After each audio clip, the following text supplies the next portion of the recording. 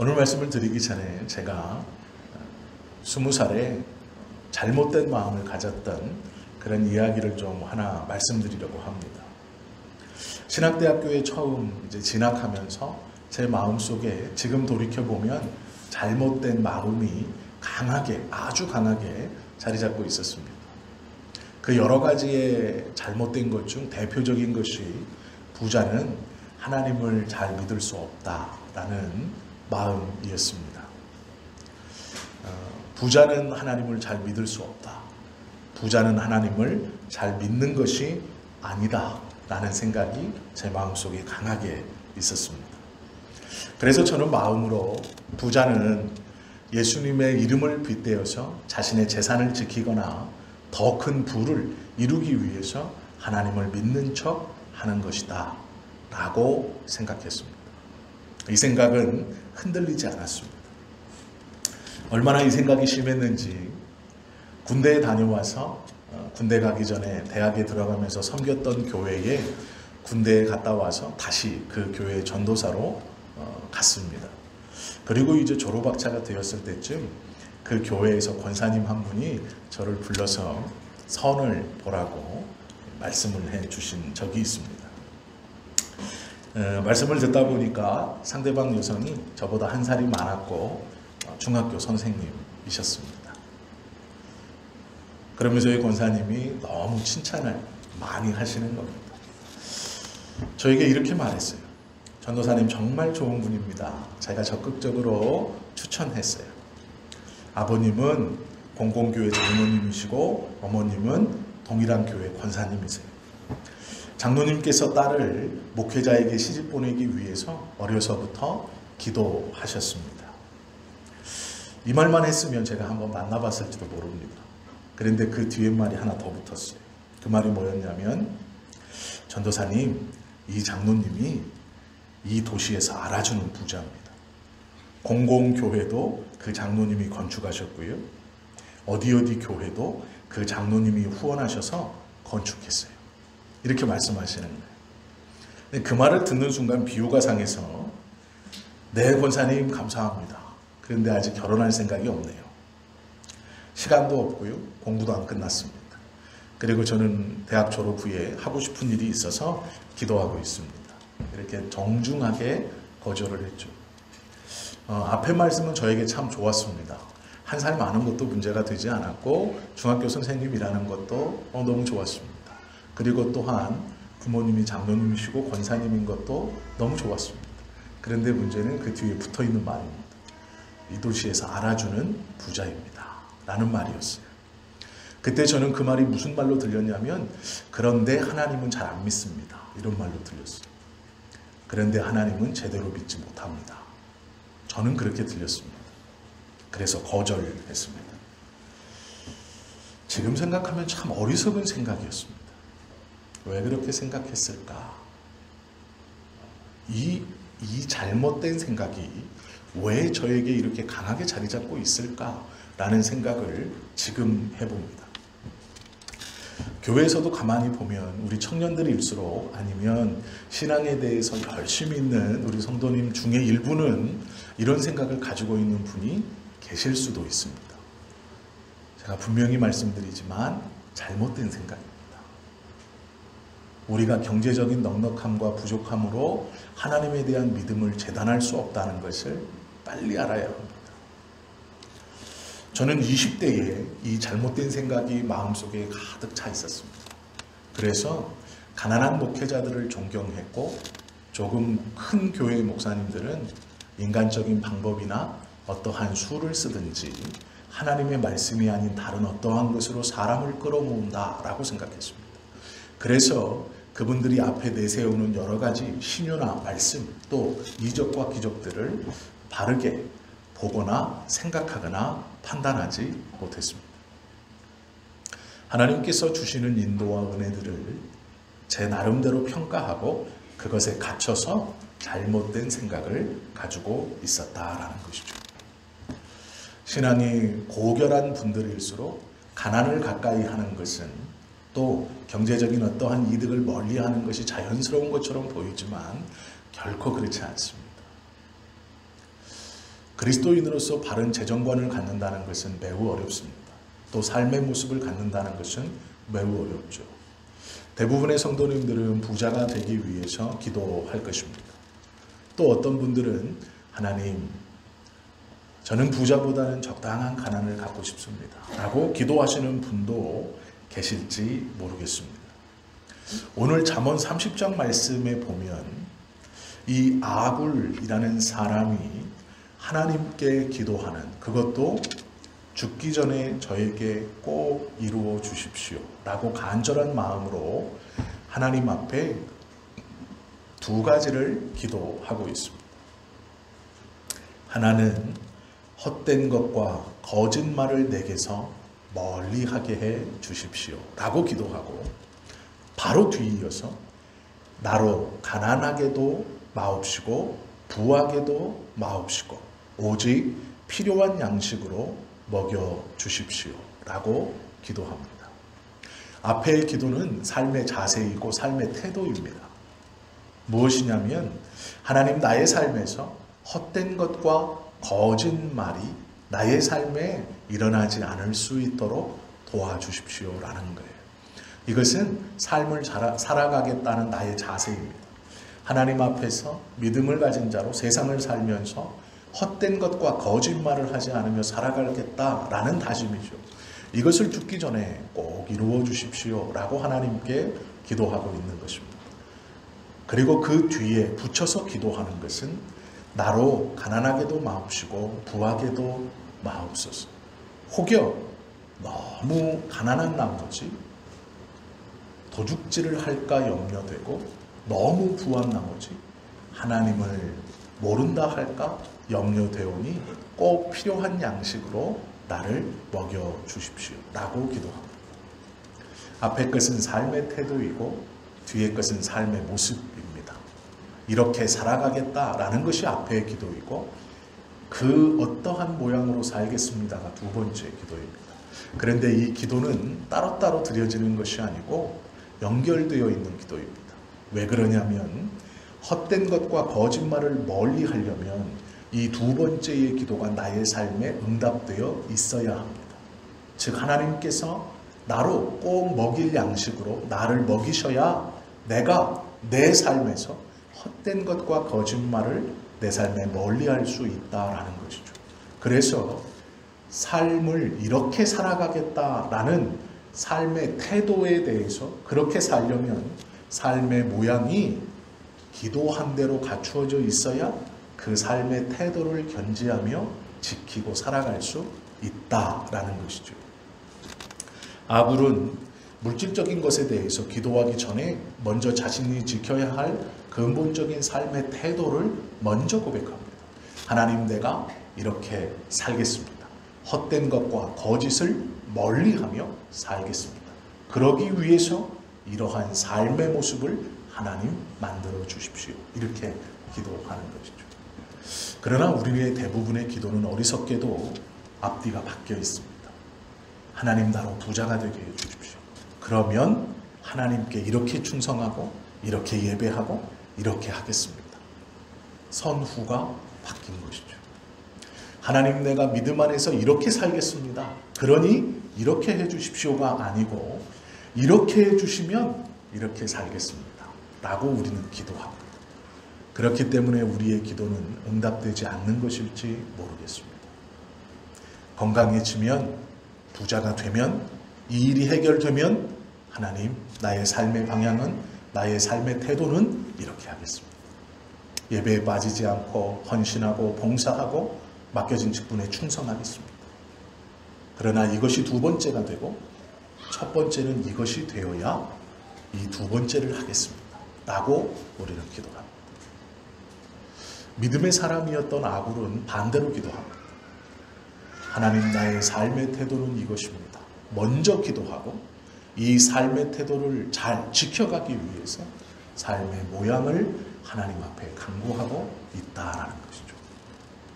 우리의 기도가 선후가 바뀌었다면 이 시간 바로 잡아야 됩니다. 하나님, 내가 신앙을 가진 자로 하나님을 섬기고 믿는 사람으로 이 땅을 향해서 어떠한 삶의 태도를 가지고 살겠습니다. 먼저 기도하는 것이고 그 삶의 태도대로 살기 위해서 하나님 이러한 삶의 형편을 나에게 허락해 주십시오 라고 기도해야 하는 것이죠. 선우가 바뀌었기 때문에 어리석은 기도가 되는 것이고 그 기도가 우리를 오히려 하나님의 말씀과 신앙에서 더욱더 멀어지게 한다라는 것이죠. 오늘 이 아굴의 기도를 가만히 보면 무엇이 먼저 고백되어져야 하는가, 하나님 앞에서 우리가 무엇을 먼저 잡아야 하는가를 우리에게 가르쳐주고 있습니다. 또 그것뿐만이 아니라 어쩌면 소수의 사람들에게선 터부시 되는 삶의 형편과 모양, 이것을 그냥 내버려 두는 것이 아니라 그것 또한 구체적으로 하나님 앞에 기도해야 한다는 것을 우리로 알게 합니다. 물질을 기도하는 것은 부정한 것 아니냐, 성공을 기도하는 것은 부정한 것이 아니냐, 이렇게 생각하실 수 있습니다. 그러나 그렇지 않습니다. 삶의 방향을 정했다면 그 삶의 방향에 맞추어 삶의 형편을 하나님께 구하는 것은 어긋난 것이 아닙니다. 그것은 잘못되거나 틀린 기도가 아닙니다. 선우가 바뀌었을 때 문제가 되는 것이고 나의 기도의 목적이 두 번째가 먼저 있을 때 문제가 되는 것이지, 하나님 앞에 삶의 방향을 고백하고 그 삶의 방향을 위해 형편을 구체적으로 기도하는 것은 아무런 문제가 되지 않는다라는 것이죠. 오히려 문제는 남들이 볼 때는 청빈하게 사는 것 같은데 마음속은 탐욕으로 가득 차 있을 때 문제가 되는 것입니다. 하나님 앞에 이것은 나는 이것을 위해서 기도하지 않아, 그것을 기도하면 부정한 것이지 라고 말하면서 그 마음속에 끊임없이 그것에 대한 열망과 그것에 대한 탐심이 있는 것이 오히려 더 큰 문제입니다. 하나님 앞에 기도하지는 않지만, 그것을 나의 입으로 말하지는 않지만 마음속에 그것에 대한 탐심이 가득한 것이 문제라는 것이죠. 겉과 속이 다른 것이 문제이지 그것을 정확하게 하나님 앞에 고백하는 것은 문제가 되지 않는다라는 것이죠. 살아가지도 못할 삶의 방향과 삶의 태도를 고백하고 이루지도 못할 삶의 형편을 구하는 것이 문제이지, 하나님 앞에서 정직히 삶의 방향을 하나님께 고백하고 그 방향을 위해서 삶의 형편을 또한 하나님께 고백하는 것은 잘못된 기도나 하나님께서 가르쳐 주신 말씀에 반하는 것이 절대 아니다라는 것이죠. 깨끗하게 돈을 벌어 부자가 되겠다라고 하나님 앞에 기도하면서도 그 뒤로 여러 가지 잘못된 부정한 방법으로 부자가 되려고 하는 마음이 있는 것이 잘못된 것입니다. 하나님 앞에 순수하고 정직한 삶을 살게 해달라고 기도하면서 그것에 어긋나지 않는 삶의 형편을 이루어달라고 기도하는 것은 하나님이 기뻐하시는 기도이며 지혜로운 이 아굴이 기도했던 기도와 같은 것입니다. 오늘 우리는 아굴이 고백했던 첫 번째 삶의 방향에 대해서 보려고 하는 것이 아닙니다. 왜 그러냐면 이 삶의 방향은 우리 각자가 다 다를 것이기 때문입니다. 하나님 앞에 삶의 방향으로 고백하는 것, 저는 금요일에 이렇게 기도했습니다. 하나님, 언제까지, 여기서 언제까지는 기한이 아니고요, 모든 날 동안 하나님의 말씀을 대언하는 자로, 전하는 자로 살아가고 싶습니다. 그렇게 기도했습니다. 언제까지라도 하나님의 말씀을 대언하는 자로 살아가고 싶습니다. 이것이 제가 하나님께 고백하는 삶의 방향이고 삶의 태도입니다. 그러면 그 뒤에 어떤 기도를 드렸을까요? 말씀을 대언하는 일에 집중할 수 있도록 교회와 성도와 환경을 하나님 붙들어 주시고 하나님께서 그것에 집중할 수 있도록 제가 지금 배우는 것에서도 지혜를 주시고 그 배우는 것에 어긋남이 없도록 경제적인 형편도 하나님께서 붙들어 주시기를 원합니다 라고 기도했습니다. 사람마다 삶의 태도는 다르지, 삶의 방향은 다릅니다. 모든 성도들이 하나님의 말씀을 대언하는 자로 살겠습니다 라고 고백하면 문제가 있죠. 개인마다 삶의 방향과 삶의 태도의 고백은 다를 수 있습니다. 우리가 보려고 하는 건 이 뒤에입니다. 아굴은 고백하기를 헛된 것과 거짓말을 내게서 멀리 하옵소서. 이것이 삶의 고백이고 삶의 태도이고 삶의 방향입니다. 우리 성도님들은 하나님 앞에 어떠한 태도와 방향으로 고백하십니까? 그것은 다 다르기 때문에 이것이 옳다, 저것이 맞다 할 수는 없습니다. 그래서 오늘 우리는 뒤의 것을 좀 보려고 합니다. 앞의 것은 개인이 다르기 때문에 내주하시는 성령께서 우리 성도님들 마음 속에 그 고백을 주실 것입니다. 아굴은 이렇게 고백했지만 그 뒤의 고백을 좀 우리가 함께 보고 뒤의 고백을 어떻게 하는 것이 옳을까? 아굴이 왜 이렇게 기도하고 있는가? 그 정신을 좀 우리가 함께 나누면 좋을 것 같습니다. 아굴의 기도를 보면 세 가지로 구성되어 있습니다. 먼저는 가난하게 하지 마옵소서라는 것이죠. 아굴이 기도하는 이 가난은 관념적이거나 추상적인 가난이 아닙니다. 단순히 뭐가 좀 부족하다 이런 게 아닙니다. 아굴이 하나님 앞에 드리는 가난하게도 마옵시고라는 기도는 우리가 생각하는 그 찢어지게 가난입니다. 철저한 가난입니다. 아굴이 말하는 가난은 현실적 가난입니다. 먹을 것이 없어서 굶는 삶입니다. 입을 것이 없어서 입지 못하는 삶입니다. 가고 싶지만 갈 수 없는 삶. 말 그대로 빵 한 조각이 없어서 밥을 굶어야 하는 그러한 철저하게 현실적인 가난입니다. 이 극심한 가난, 그것에 저를 처하게 하지 마십시오 라고 먼저는 기도하고 있습니다. 이렇게까지 가난해질 수 있을까 라고 생각하실 수 있습니다. 그러나 대부분은 아시지요. 가난은 순식간에 찾아옵니다. 잘 나가던 사업이 어느 날 갑자기 부도를 만나게 됩니다. 법률 소송에 휘말려 자신도 모르게 재산이 축날 때도 있습니다. 회사에서 대량 해고를 단행하기도 합니다. 아무 일 없었는데 갑자기 여러 일이 닥쳐 자신의 경제적인 모든 것을 잃어버릴 때가 있습니다. 아굴은 일상생활 속에서 일어날 수 있는 극심한 가난을, 현실적인 가난을 염두에 두고 기도를 드리고 있습니다. 그런데 문제는 가난하지 않게 해달라고 하는 기도의 이유가 있습니다. 그것은 신앙적 삶의 방향 때문입니다. 단순히 밥을 굶는 것이 무서웠거나 경제적인 어려움이 처한 것이 두려워서가 아닙니다. 그 가난으로 인하여 신앙적인 삶의 선언과 고백이 어그러질까 봐 기도하는 것이죠. 9절 후반부에 보시면 그가 이렇게 말하죠.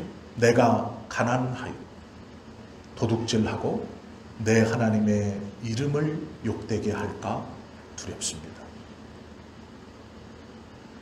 빵이 없어 굶는 삶으로 나를 인도하지 마십시오. 입을 옷이 없어 입지 못하는 삶으로 나를 인도하지 마십시오. 왜요?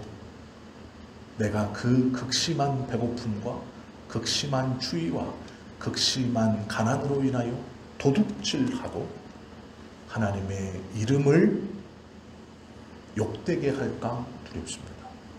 굶는 것이 두려운 게 아니고요. 입지 못하는 것이 두려운 게 아니고요. 누리지 못하는 것이 두려운 게 아닙니다. 그 극심한 가난으로 인해서 하나님의 이름을 욕되게 할까 두렵다라는 것이죠. 그가 가난하게도 마옵소서라고 기도하는 그 기도는 하나님의 이름을 위해서 자신이 믿는 바, 자신이 섬기고 자신이 따르는 하나님의 이름이 욕되게 될까 두려워서입니다. 이것이 가난하게도 마옵소서라는 기도이죠. 아굴이 대단한 것은 윤리적인 죄만을 언급하지 않습니다. 도둑질은 나쁜 것이죠. 가난해서 도둑질을 했습니다. 그것만이 아닙니다.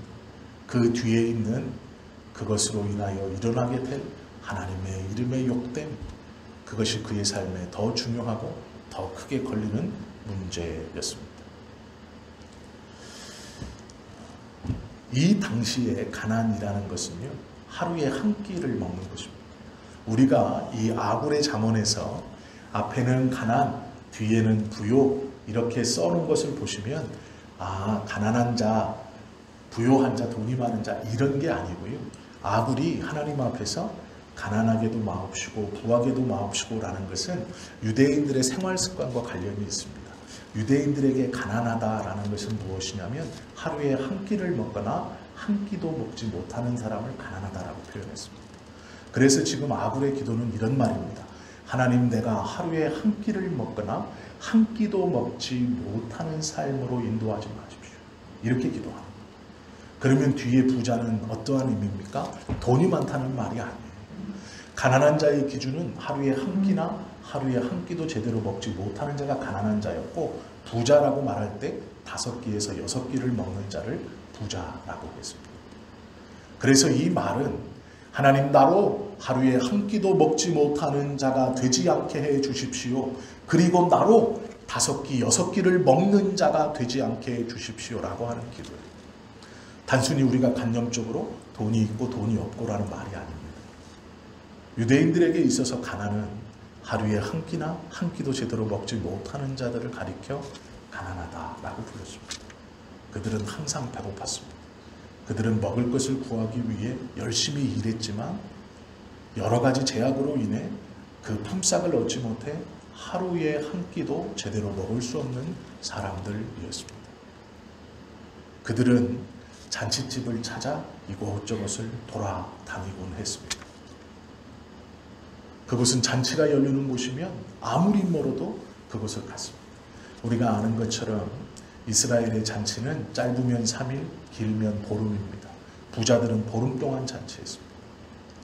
아무리 먼 거리에서 잔치가 열렸다 하여도 이 사람들은 그 잔치가 열렸다는 소리를 들으면 그곳을 3일이고 4일이고 걸어갔습니다. 왜요? 한 끼의 배부름을 위해서입니다. 이것이 가난입니다. 아굴이 말하는 가난은 이러한 가난입니다. 하나님, 나로 하루에 한 끼를 먹지 못하여 그곳이 어디든 부정한 땅이든 하나님께서 부정하다 말씀하신 땅이든 어떠한 것이든 부정한 음식이든 그렇지 않은 것이든 내 배를 채우기 위해서 먹어야만 하는, 걸어가야만 하는, 들어가야만 하는 그 가난한 삶. 여기서 도둑질이라는 것은 정식으로 초대받지 않은 손님임에도 초대받았다라고 말한다라는 뜻입니다. 우리가 삶에서 A인데 B입니다 이런 거짓말이 아니에요.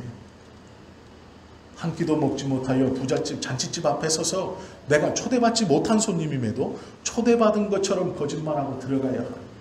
이것이 도둑질이라고 표현하는 것입니다. 음식을 먹기 위해서 그 앞에서 초대받지 않았지만 초대받은 손님인 거죠. 그렇게 그 울타리 안으로 넘어가 하루의 배를 채워야 하는 그 가난, 나로 그렇게 살게 하지 마십시오. 나는 하나님의 이름이 욕되게 합니다. 반대로 부자는요, 하루에 5끼에서 6끼를 먹는 사람입니다.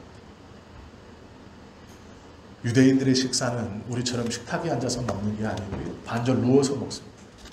누워서 팔짱을 깨고 5끼에서 6끼를 먹는다는 것은 하루 종일 음식만 먹는다는 거예요. 모든 들어가는 모든 곳에, 즉 부자들의 삶은 지붕이 덮여있는 모든 곳에 자리를 앉으면 식사하는 겁니다. 이게 부자들의 삶입니다. 걸어갈 때는 먹지 않다가 지붕이 있는 곳에 들어가 앉으면 밥 먹습니다. 이게 부자들이에요. 그러면 가만히 생각해 보십시오. 경건한 유대인들은 시간을 정해서 하나님을 향해 기도했습니다. 부자들은 먹는 것 때문에 기도하지 못합니다. 내가 부자라는 것을 과시하기 위해서 이들은 6끼, 적으면 5끼, 많으면 6끼를 먹었습니다. 그것도 사람들이 보이는 곳에서 자신의 부를 내보이기 위해서 사람들의 노동 현장 그늘막 꼭대기에서 음식을 먹곤 했습니다. 그들은 먹고 떠들며 아래에서 노동하는 사람들을 지켜보았습니다. 하루에 한 끼를 먹기 위해서 노동하는 그들을 바라보며 그들은 자랑스럽게 5끼에서 6끼의 밥을 먹었습니다. 하루 온종일 먹는 것에 다 보내는 것입니다. 시간을 정하여 기도하는 그들의 삶, 이것이 경건한 유대인의 삶이었지만 그들은 그 음식을 먹느라고 그 기도의 시간조차도 음식 먹는 시간과 바꾸었습니다. 이것이 부자입니다. 돈이 많다는 뜻이 아니고요. 밥을 많이 먹는다. 가난한 자와 부자의 기준은 하루에 밥을 얼마나 먹는가.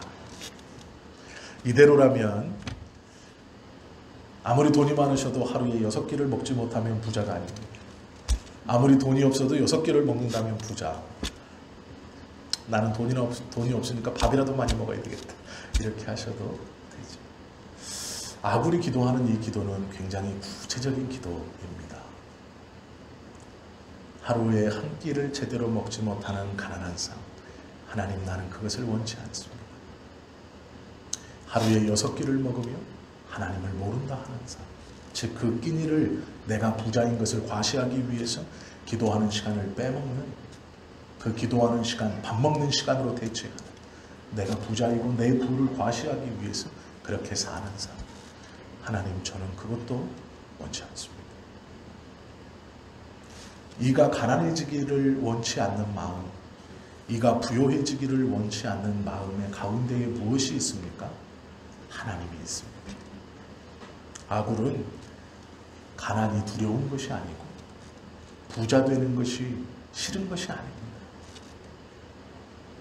6끼를 먹는 부자나 한 끼나 한 끼도 제대로 먹지 못하는 가난이나 그것이 중요한 게 아니라 하나님이 중요합니다. 하나님을 향해 모른다 할까 두렵습니다. 하나님의 이름을 욕되게 할까 두렵습니다. 그의 삶의 선언과 중심을 보면, 이 두 번째의 기도의 기준을 보면 하나님입니다. 이것이 아굴의 기도입니다. 부하지도 않게 해 주십시오. 9절에서 아굴은 걱정하죠. 내가 배불러 하나님을 모른다. 여호와가 누구냐 할까 합니다. 먹는 것에 정신을 빼앗겨 6끼를 먹으며 자랑스러워하며 무슨 음식을 먹을까에 온통 신경이 빼앗겨 세상의 것을 채우고 내 뱃속에 우겨넣는 것에 모든 것을 빼앗겨 하나님을 모른다 할까 합니다. 라는 것이 이가 부자가 되지 말게 해달라고 하는 말씀입니다. 우리의 기준에서 가난과 부자의 기준이 조금 다르지만 아굴은 이것이 현실적인 문제였습니다. 그리고 그가 기도하는 세 번째는 꼭 필요한 양식만 주십시오 라는 거죠. 왜 먹는 것으로 비유하는지 아시겠죠? 돈에 대한 문제가 아닙니다. 이것은 먹는 것에 대한 문제이기 때문에 가난한 자는 한 끼나 한 끼도 먹지 못하고 부자는 6끼를 먹기에 그의 기도의 마지막이 꼭 필요한 양식만 주십시오. 가난하게도 마옵시고 부하게도 마옵시고 꼭 필요한 양식으로, 한 끼도 아니고 6끼도 아니고 꼭 필요한 끼니로 저에게 허락해 주십시오 라는 것이죠. 오직 필요한 양식. 우리가 이 잠언 30장을 이해하려면 이스라엘의 전통과 이들의 삶의 방식과 이들이 말하는 가난한 자와 부요한 자를 이해할 수 있어야 이 말씀을 이해할 수 있습니다. 그리고 그것을 이해해야 이 아굴의 기도가 얼마나 현실적인 기도이고 얼마나 철저하게 또 처절한 기도인지를 우리가 알 수 있습니다. 이것은 단순히 돈에 대해서 있고 없고에 대한 것이 아닙니다. 가난한 자 부자에 대한 것이 아닙니다. 나의 현실, 하루에 몇 끼를 먹느냐에 대한 현실의 문제입니다. 그리고 그것을 향해서 그 현실의 문제 중 가장 중요한 것은 하나님입니다 라고 고백하는 놀라운 고백인 것이죠. 꼭 필요한 양식을 주십시오. 이것은 지혜로운 기도입니다. 만족하며 산다는 이런 삶의 모습이 아니라 하나님을 위해 지혜롭게 기도하고 있는 것이죠. 아굴은 그것을 우리에게 보여주고 있습니다. 자신의 기도를 통해 이것이 저에게, 아굴에게 있어서 나에게, 내 개인적으로 지혜로운 기도입니다. 그러면 우리가 우리의 개인적으로 하나님 앞에 우리가 단독자로서 내가 개인적으로 기도해야 되는 기도의 제목과 기도의 내용이 있어야 합니다. 그것은 누가 가르쳐 주는 것이 아닙니다. 먼저는 하나님 앞에 삶의 방향을 선언하고 그것을 위해서 구체적으로 하나님 앞에 기도해야 하는 것이죠. 그러나 그 기도의 중심에는 언제나 하나님이 있어야 합니다. 하나님에 대한 신뢰와 믿음이 흐트러지지 않는 하나님에 대한 중심을 가지고 기도해야 하는 것이죠. 그 기도는 다 다를 것입니다. 기도의 내용은 다 다를 겁니다. 그러나 이 법칙을 꼭 기억하셔야만 합니다. 러시아의 문호인 레오 톨스토이가 지은 책 중에 하나가 있습니다. 그것은 단편소설인데요. 인간은 도대체 얼마만큼의 땅이 필요한가라는 것입니다. 다 내용은 다 아십니다. 뭐냐면 제정 러시아 시대에 이 러시아 돈으로 1,000 루블을 지불하면 해가 뜨면서부터 출발하여서 해가 질 때까지 돌아오는 모든 땅을 국가에서 개인에게 팔았습니다. 그 이야기를 이제 소설로, 단편 소설로 쓴 것입니다. 인간은 도대체 얼마만큼의 땅이 필요한가? 한 부자가 많은 땅을 가지고 있었습니다. 그런데 더 많은 토지를 소유하고 싶어서 1,000 루블을 지불하고 새벽 동이틈과 동시에 깃발을 들고 부지런히 걸어갑니다. 걸어갔다는 표현이 아니라 이 책에서는 달려갔다고 표현합니다. 그리고 깃발을 꽂고 해가 집니다. 그래서 걸어온 땅을 돌아보니까 너무 많은 땅. 그래서 조금만 더 하고 다시 돌아왔습니다. 그런데 돌아올 시간이 도저히 돌아올 수 있는 거리가 아닙니다. 그런데 이 부자가 이를 악물고 돌아갑니다.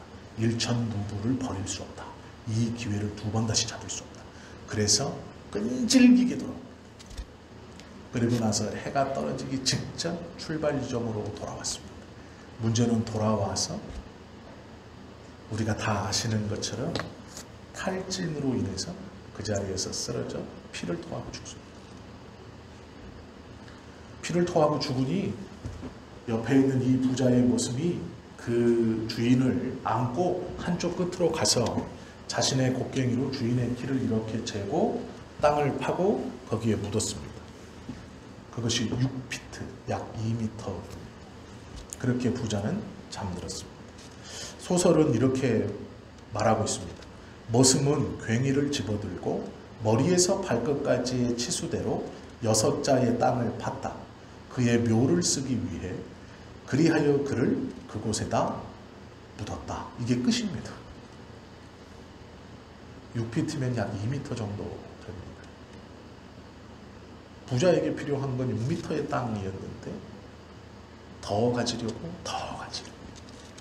물론 이것은 소설입니다.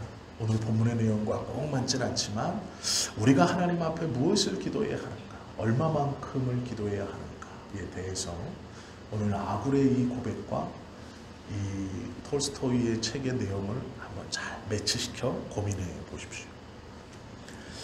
아굴의 기도가 중요한 이유는 모자람의 충만 때문입니다.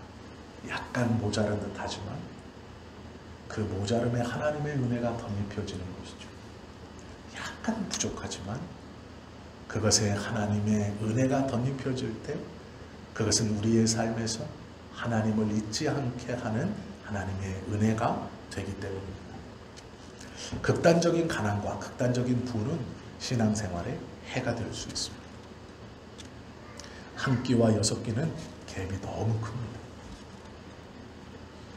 우리는 다 6끼를 기도할지 모르지만 그렇지 않은 것이죠. 어쩌면 하나님이 조금의 부족함을 허락해 주시는 것은 그 부족함이 하나님의 은혜로 채우시기 위해서일 수 있습니다. 플라톤이 사람이 행복한 조건 5가지를 이야기했습니다. 제가 읽어드리겠습니다. 생활하기에 조금 부족한 듯한 재산, 사람들이 칭찬하기에는 조금 떨어지는 용모, 자신이 자만하고 있는 것에서 사람들이 절반 정도밖에 알아주지 않는 명예, 겨루어서 한 사람에게는 이기고 두 사람에게는 질 정도의 체력, 연설했을 때 청중의 절반 정도는 박수를 치지 않는 말솜씨. 이 5가지를 가지면 행복하다 이렇게 말해요. 조금 부족한 듯한 재산, 조금 칭찬받기에는 떨어지는 용모, 절반밖에 알아주지 않는 명예, 한 사람에게는 이기고 두 사람에게는 질 정도의 체력, 연설했을 때 반절은 박수치지 않을 정도의 말솜씨. 이것이 플라톤이 생각한 행복한 사람의 5가지 조건입니다. 철학자인 플라톤도 넘치는 것보다는 조금 부족한 것이 사람에게 행복합니다. 이렇게 말하고 있죠. 오늘 성경에서 우리에게 주시는 말씀들을 좀 기억하십시오. 우리는 하나님 앞에 삶의 태도를 먼저 고백해야 하고 그 태도를 잘 지켜가기 위해서 삶의 형편을 구해야 합니다. 그러나 그 삶의 형편을 구할 때도 하나님 없이 내가 정한 삶의 태도만을 고집스럽게 지키기 위해서 형편을 구하는 것이 아니라 그 형편을 구함에도 하나님의 은혜, 하나님을 가운데에다 두고 이 하나님을 가리거나 이 하나님의 은혜를 업신여기지 않을 정도를 구하는 것이 옳다라는 것이죠. 약간 모자란 듯한 삶의 형편, 조금은 빠듯한 가게, 그 부족함을 하나님의 은혜로 채울 수 있다라고 말씀하십니다. 이와 같은 풍요롭다라고 부르는 세계에 지금 우리의 삶에 어쩌면 하나님이 우리에게 약간 부족함을 허락하시는 것은 이 아굴의 기도처럼 그 연약함과 부족함을 하나님의 은혜로 채우시려고 하는 것일지 모릅니다. 잠시 서서 하나님, 나의 삶의 고백과 태도는 이것입니다. 그러기 위해 나의 형편을 하나님께 고백하고 구합니다. 그러나 그 형편을 구함에 있어 하나님에 대한 믿음과 은혜를 잃어버리지 않을 만큼을 구하게 해 주십시오.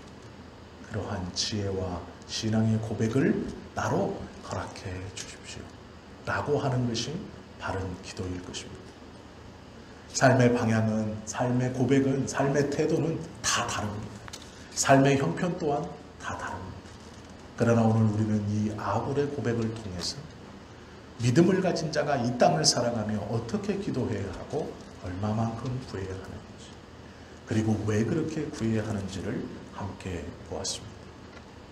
우리 교회에 또 하나님께서 은혜 아래 선택해 함께 예배하는 우리 모두는 하나님께서 원하시는 진짜 신앙인, 그 믿음의 사람의 고백의 기도를 고백하고 또 그 고백대로 살아가실 수 있는 저와 여러분 모두가 되실 수 있기를 예수님의 이름으로 축원합니다. 기도드립니다.